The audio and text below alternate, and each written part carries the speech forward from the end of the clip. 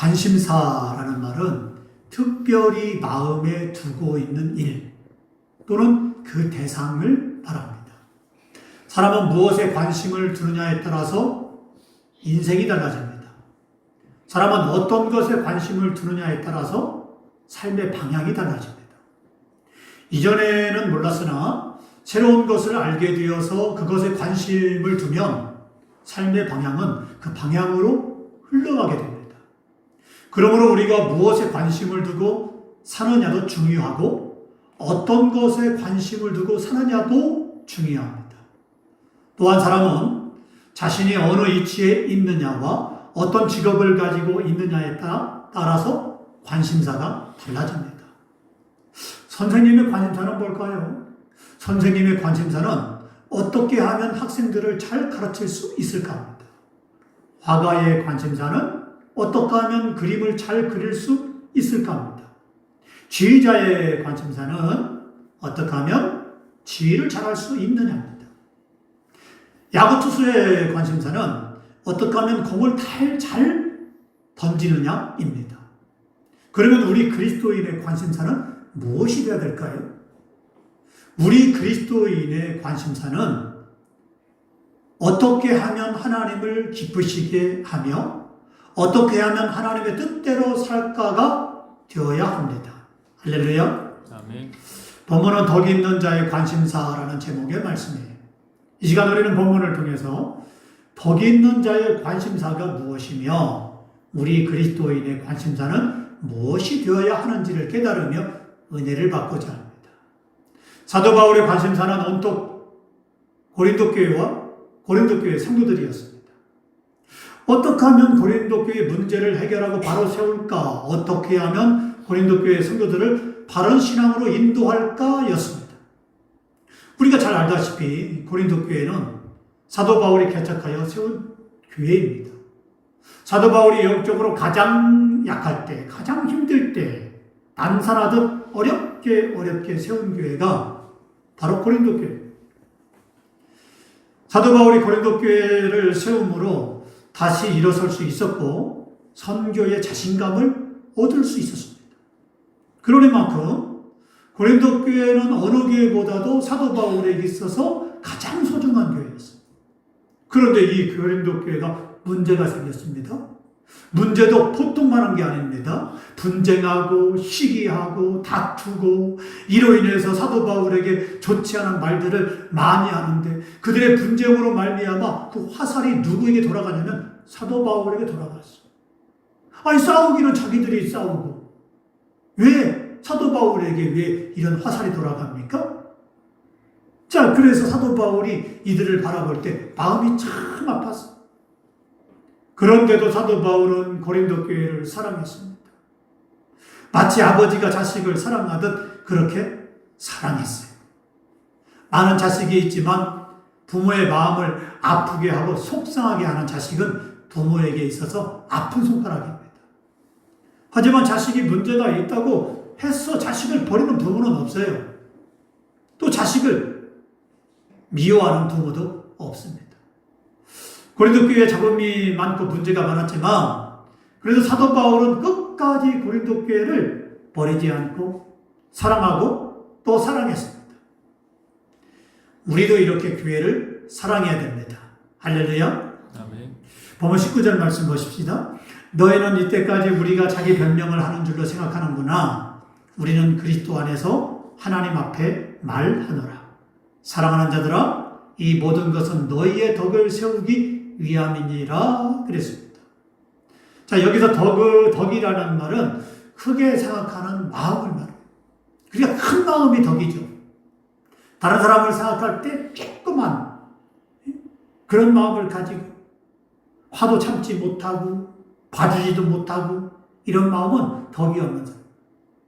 덕 있는 사람은 뭐냐? 너그러운 사람, 통 큰 사람, 마음이 넓은 사람. 그 웬만큼 해서는 화를 잘 내지 않고 웬만큼 해서는 그 사람을 사랑하죠. 자, 그렇기 때문에 이렇게 이제는 우리는 이런 마음을 가지고 살아야 됩니다. 나만을 생각하는 마음은 덕 있는 마음이 아니에요. 다른 사람을 생각하는 마음이 덕이 있는 사람. 지금 사도 바울은 자신만을 생각하는 것이 아니라 고린도 교회를 먼저 생각했습니다. 마치 아버지가 자식을 먼저 생각하는 것처럼 말입니다. 지금까지 사도 바울은 자신의 사도권에 대한 논쟁이나 오명을 벗기 위해서 장문의 편지를 보내 조목조목 자기 합리화를 하고 변명을 한 것이 아니에요. 고린도 교회 성도들의 덕을 세우기 위해서 편지를 보낸 것이죠. 여기서 덕을 세우다라는 말은 헬라어로 오이코도메스인데 이 말은 건축하다, 집을 짓다라는 말입니다. 사도 바울은 특히 고린도 교회에서 이 말을 많이 사용했는데 사도 바울이 이 말을 많이 사용한 것은 앞에서 말씀드린 것처럼 고린도 교회를 세우기 위해서 그랬습니다. 고린도 교회 성도들의 덕을 세우기 위해서. 그렇기 때문에 사도 바울은 이제는 덕을 세우다 이 말을 많이 사용했죠. 자, 그렇습니다. 덕 있는 사람은 자신보다 다른 사람을 먼저 생각하는 사람이에요. 덕 있는 사람은 다른 사람의 마음을 먼저 생각하는 사람입니다. 덕 있는 사람은 다른 사람에게 피해를 주지 않습니다. 덕 있는 사람은 다른 사람의 마음을 아프게 하지 않습니다. 우리가 그런 사람 있잖아요. 말을 해도 가시가 돋죠. 자꾸 사람들의 마음을 찔러. 후벼 파. 사람들 말을 이쁘게 해야 되는데 공격하는 말을 해요. 그럼 얼마나 싫습니까? 듣는 사람도 싫지만요. 하는 사람도 피곤해요. 이러면 서로가 덕이 안 되죠. 덕 있는 사람이라는 말은 말을 하더라도 다른 사람이 내가 이렇게 말하면 어떻게 받아들일까? 라는 것을 먼저 생각해요. 내가 이 말을 하게 되면 저 사람이 기분이 나쁘겠지? 라는 걸 먼저 생각해요. 그래서 다른 사람의 마음을 먼저 생각하는 사람이 덕 있는 사람이에요. 그래서 덕 있는 사람은 말 한마디를 하더라도 다른 사람에게 감정적으로나 마음으로 피해를 주지 않기 위해서 조심합니다. 그러나 어떤 사람은 자신만 생각하고 다른 사람을 생각하지 않습니다. 말하는 것도 그렇고 행동하는 것도 그렇습니다. 다른 사람을 배려하지 않고 남에게 피해를 주든 말든 자기만 생각합니다. 이 사람의 말과 행동 때문에 교회 공동체가 전체가 힘들어집니다. 이런 사람은 덕 있는 사람이 아니에요. 우리 그리스도인은 교회 안에서뿐만 아니라 교회 밖에서도 덕 있는 사람이 되어야 됩니다. 교회 안에서도 덕 있는 사람이 되어야 되고 교회 밖에서 가정에서나 직장에서나 학교에서도 덕 있는 사람이 돼요.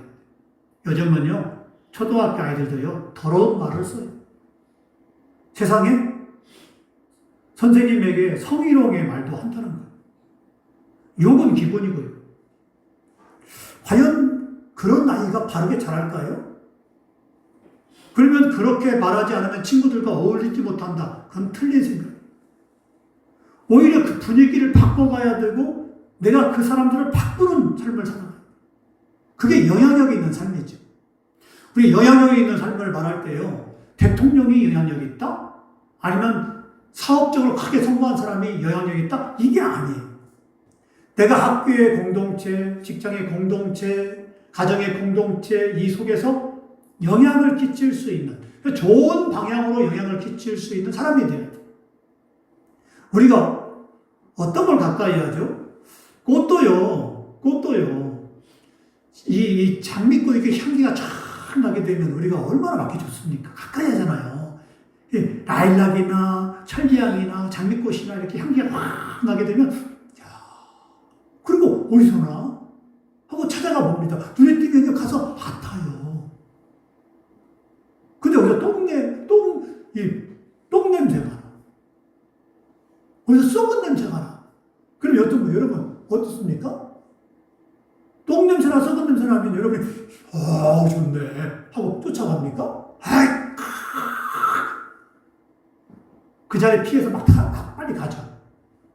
사람도 마찬가지입니다. 말에도요, 향기가 나는 사람이 있고, 똥 냄새가 나는 사람이 있어요. 썩은 냄새가 나는 사람이 있어요. 그럼 우리가 말에도 향기가 있는데, 좋은 말, 은혜로운 말 하게 되면 사람들이 가까이 와요. 그 사람 주변에 사람들이 많아져요. 언제나 말하면 정말 그 사람은 정말 향기나는 말을 해요. 그러니까 사람들이 가까이 하고 싶어요. 근데 썩은 냄새 나는 말을 하게 되면 사람들이 주변에는 아무도 없어요. 말만 하면 가시도 치는 말을 하고, 말만 하면 화를 내고, 말만 하면 싸우고 하는 사람은요, 친구가 없어요. 가까이 하지 않아요. 여러분은 어떤 사람입니까? 덕 있는 사람은 말에 향기가 나는 사람이에요. 행동에 향기가 나는 사람이에요. 우리는 그런 사람이 되어야 돼요. 교회 안에서나 가정에서나 학교에서나 직장에서나 그런 사람이 돼야 돼요. 근데요, 우리가 그러잖아요. 직장에 사람 참 잘해요. 사람들과 잘하는데 가정에 오면 식구들에게는 못하는 사람이 있어요. 그렇게 해서는 안 됩니다. 우리는 직장에 있던 가정에 있던 남을 의식하는 마음. 왜 가정에서 못하냐면요, 남들처럼 그렇게 의식을 안 해요. 내가 왕이라고 생각해요. 그렇기 때문에 우리는 아버지나 아니면 어머니나 심지어 요즘에는요, 아이들이 왕이요. 그래서 엄마에게 막 욕하고 뺨을 때리고 이렇게 하는 거예요. 이게 병든 거죠. 그 사람의 인생을 망가진 거예요. 그러면 어떻게 합니까? 그 사람의 인생은 불행해지죠. 덕 있는 사람은 인생이 풍요롭고 은혜롭고 그리고 형통하고 다른 사람과 더불어서 그 사람이 어려울 때 도와주고 나도 도와주고 도움을 받고 하기 때문에 이 사람은 잘 될 수밖에 없어요. 하지만 덕이 없는 사람은 이 사람의 인생이 불행해져요. 갈수록. 그리고 그 사람의 가정은 불행해집니다. 여러분의 가정은 불행합니까? 행복합니까?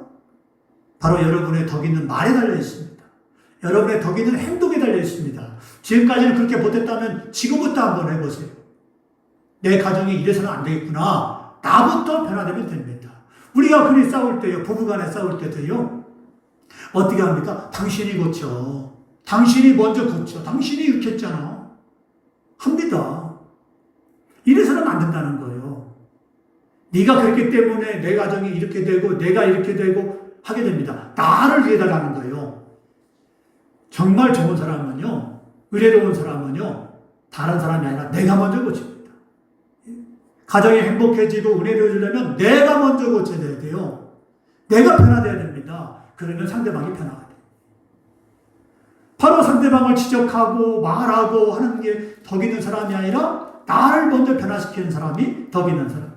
그렇게 할 때 교회 공동체, 가정의 공동체, 직장의 공동체가 나로 인해서 은혜롭게 되는 것입니다. 그래서 우리 그리스도인은 교회 안에서뿐만 아니라 교회 밖에서도 덕 있는 사람이 되어야 돼요. 내가 이런 말을 하면 다른 사람이 어떻게 생각할까 늘 의식하고 마음속으로 3번 정도 생각하고 말과 행동을 할 수 있어야 됩니다. 다른 사람이 뭐라고 생각하든 상관없이 화가 난다고 즉흥적으로 감정적으로 입에서 나오는 대로 말하고 행동하면 어떻게 될까요? 모두가 피곤해지고 모두가 힘들어집니다. 그래서 사도 바울과 사도 베드로는 이렇게 말씀했습니다. 에베소 4장 29절, 무릇 더러운 말은 너희 입 밖에도 내지 말고 오직 덕을 세우는 데 소용되는 대로 선한 말을 하여 듣는 자들에게 은혜를 끼치게 하라. 뭐라고 했습니까? 더러운 말은 입 밖에도 내지 말래요. 그러니까 더러운 말은 입 밖에 내서는 안 돼요. 그리고 오직 덕을 세우는 데 소용되는 대로 선한 말을 해야 돼요. 선한 말. 그러니까 우리가 해야 되는 말은 화가 난다고 입에서 걸러내지 않고 막 즉흥적으로 막 쏟아내버리면 망가지는 거예요. 그런 모습을 본 자녀가 나중에 어떻게 하겠습니까? 그런 가정을 꾸려요. 결혼하면서 그렇게 삽니다. 똑같이. 아버지가 말한 대로, 행동한 대로 배워요, 다. 그럼 어떻게 되겠어요? 자식의 가정도 불행해지죠. 그러면 나도 행복하고, 자녀도 행복하고, 모두가 행복해지려면 내가 더러운 말을 입 밖에 내서는 안 됩니다. 소용되는 대로 선한 말을 해야 돼요. 그리고 3번적으로 생각하고 내가 이 말을 하게 되면 어떻게 생각할까라고 그렇게 걸러서 말을 해야 돼요. 그러게 은혜를 끼치게 됩니다.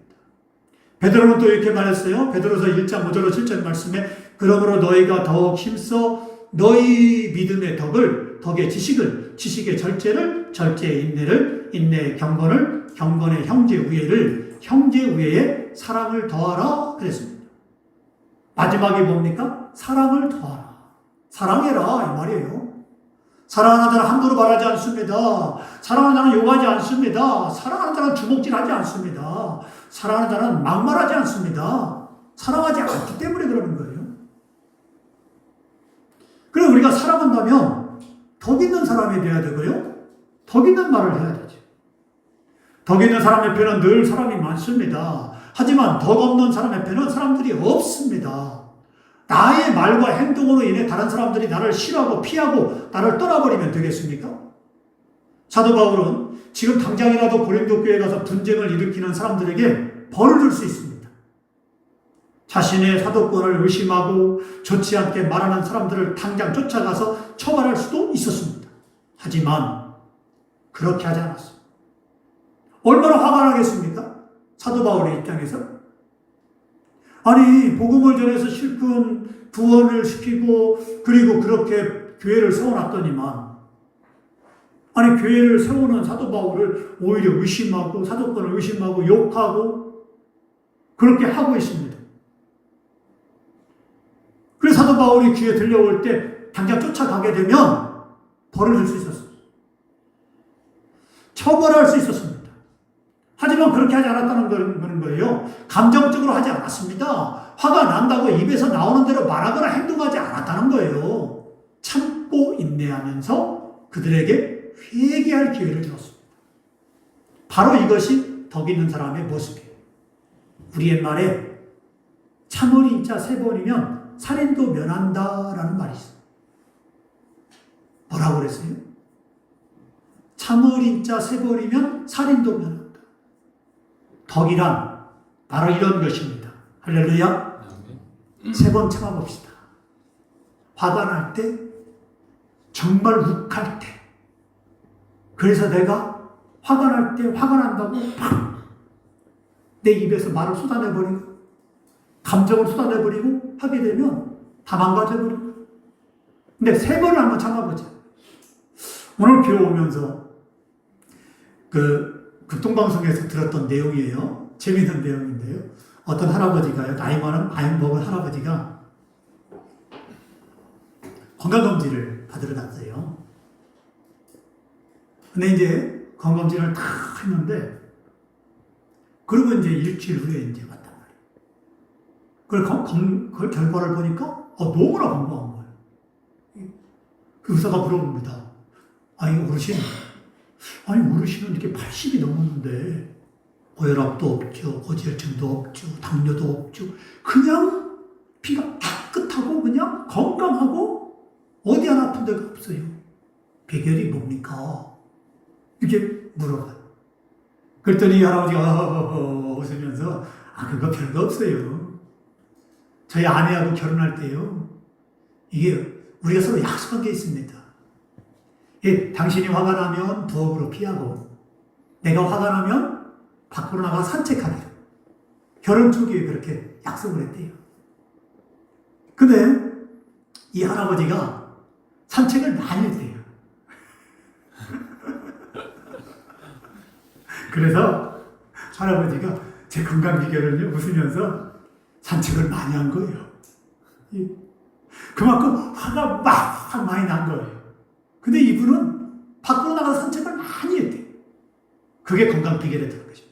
어떻습니까? 여러분은 어떻게 하기를 원하십니까?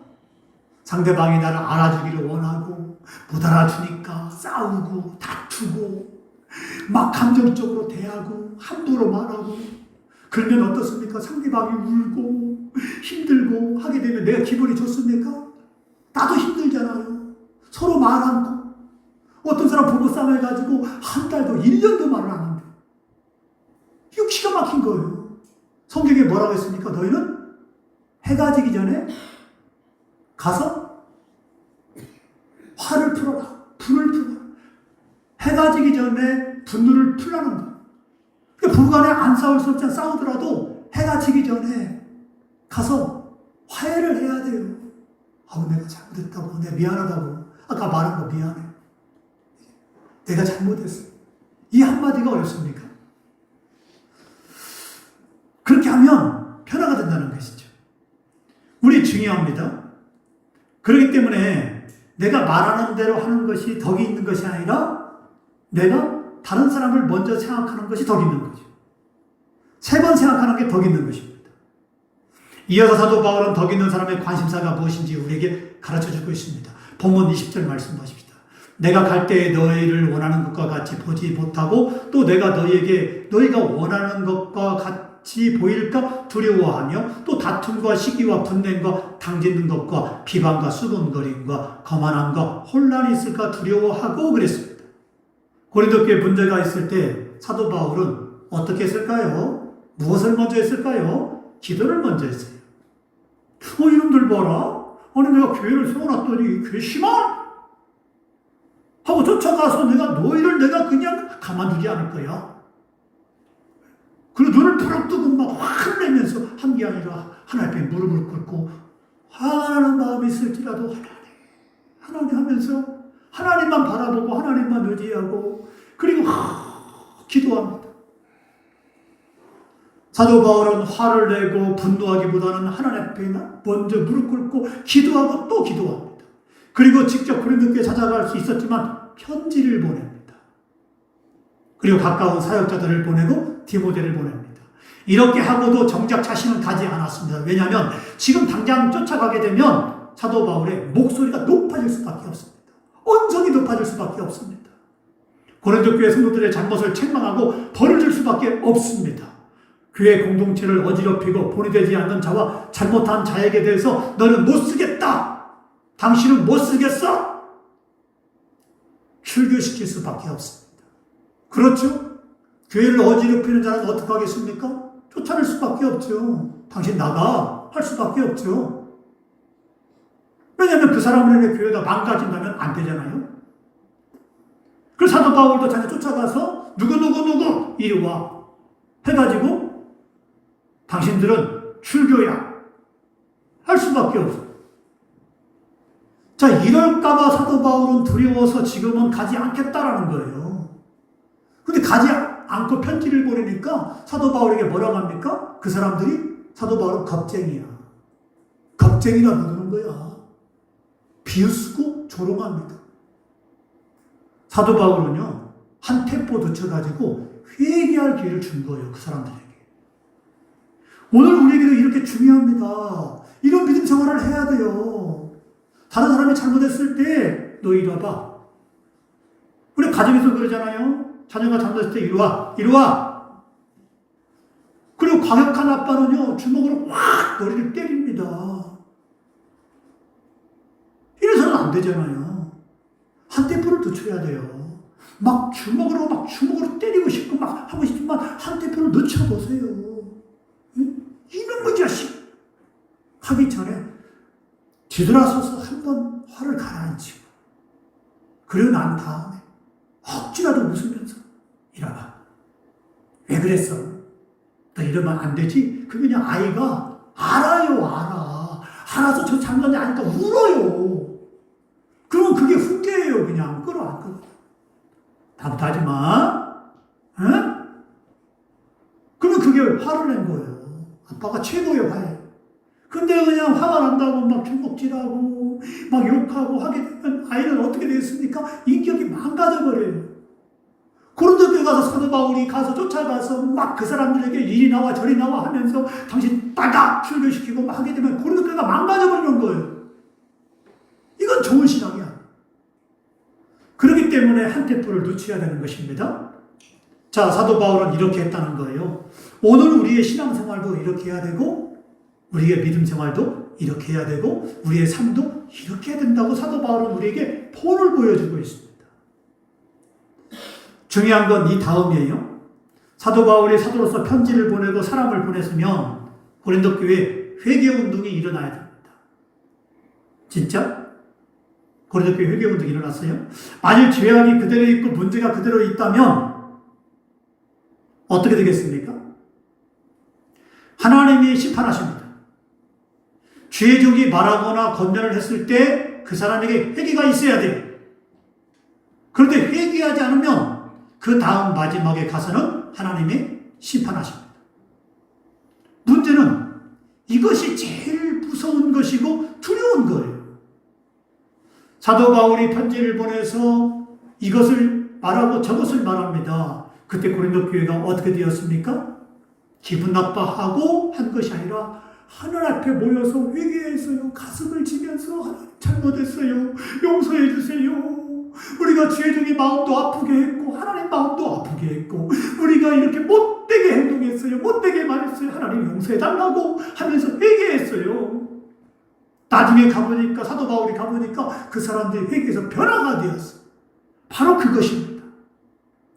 바로 이렇게 하나님을 두려워하는 마음이 덕이에요. 우리는 이렇게 하나님을 두려워하는 마음을 가지고 교회를 섬기고 신앙생활하고 인생을 살아가야 됩니다. 그러므로 하나님의 은혜 가운데 가정이 잘 되고 교회가 잘 되고 여러분의 삶이 잘 되고 여러분의 자녀가 잘 되고 복된 삶을 살아가는 저와 여러분 되기를 주의 이름으로 축원합니다.